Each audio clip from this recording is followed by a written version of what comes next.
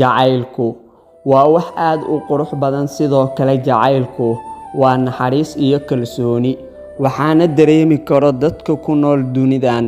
Isku si ayay wax u jeclaadaan, isku si ayay sidoo kale u nacaan. Waxaan idin soo gudbi doonaa muuqaal yar oo aad u qurux badan, kaasi oo ku turjumayo labada qalbi marka ay yihiin laba qalbi oo mideysan, iyo sida jacaylkooda qurux ugu dhamaan karo. Saaxiibka sharafta badan oo intaan u guda gelin muuqaalkeena, waxaan kaa codsanayaa in muuqaalkan leeg aad noo saartid si uu u gaaro saaxiibo fara badan. Muuqaalkeena caawa waxa uu ku bilaabanayaa sida tani.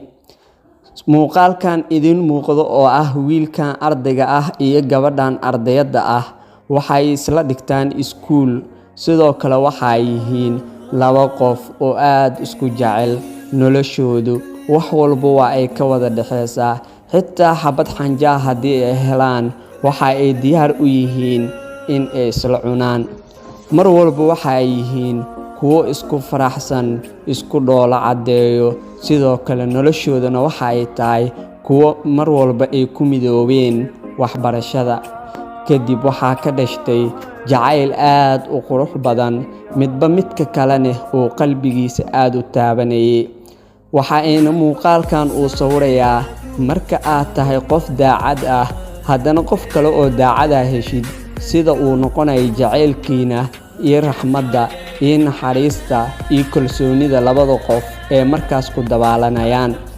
Laakiin way adag tahay hal qalbi marka uu jacaylka galo qofka kalena uu ka yahay wax waa la jeclaadaa oo keliya, way adkaanaysaa. Mar walbana dhaawac waxa uu soo gaarayaa qofka jacaylka dhabta ah. Laakiin muuqaalkan caawa wuxuu cabirayaa in ay jiraan 90% ama 10% laba qof oo sidaan oo kale isku jecel. Jacaylkuna waxa uu yahay wax aad u qurux badan, sidoo kale naxariis ayaa ku dheehan. Ummadan wadi nool waxa ay yihiin kuwo mar walba jecel inay jacayl qurux badan sameystaan. Sidoo kale qof walba oo dunidan ku nool waxa uu ku riyoodaa in maalin uu sameysto xiriir jacayl oo qurux badan.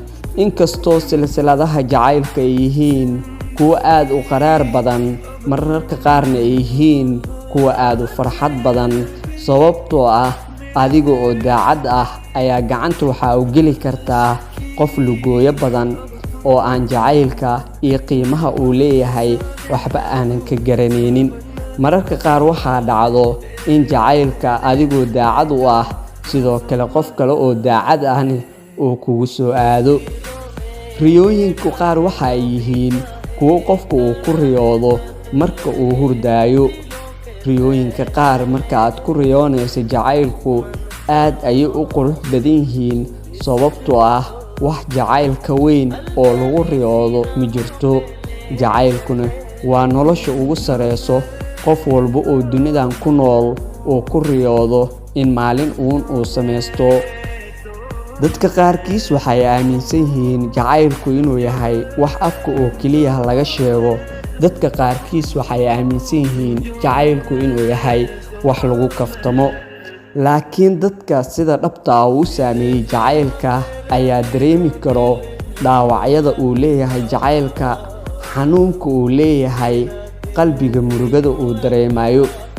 Adiga ahaan daawanayo muuqaalka ma haysataa qof ku jecel oo sidaan oo kale kuu jecel, mar walba kuu la farciyaaro, mar walbana ku dareensiiyo jacaylka, mase kaliya ayuu qalbigaada ku yahay gooni, mase wiilka oo keliya ayaa wax jecel, mase gabadha oo keliya ayaa wax jecel.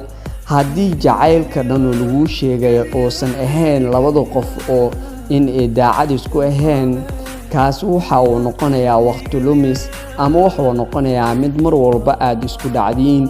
Laakiin haddii uu yahay mid mar walba aad ku mideynaysiin, qalbiyadiina waxa uu noqonayaa jacayl guuleystay. Waxaa idiin soo gudbinaya anigoo ah Mahad Abuukar Maxamed Mahad Socdaal. waxaad ka daawanayseen barteena YouTube-ka Socdaal 24, barteena TikTok-ga Socdaal 24. saaxiibka sharafta badan waxaan ka codsanayaa inaad saaxiibada gaarsiisid si aad u helno saaxiib adigoo kale. waana ku mahadsantahay daawashada muuqaalkeena.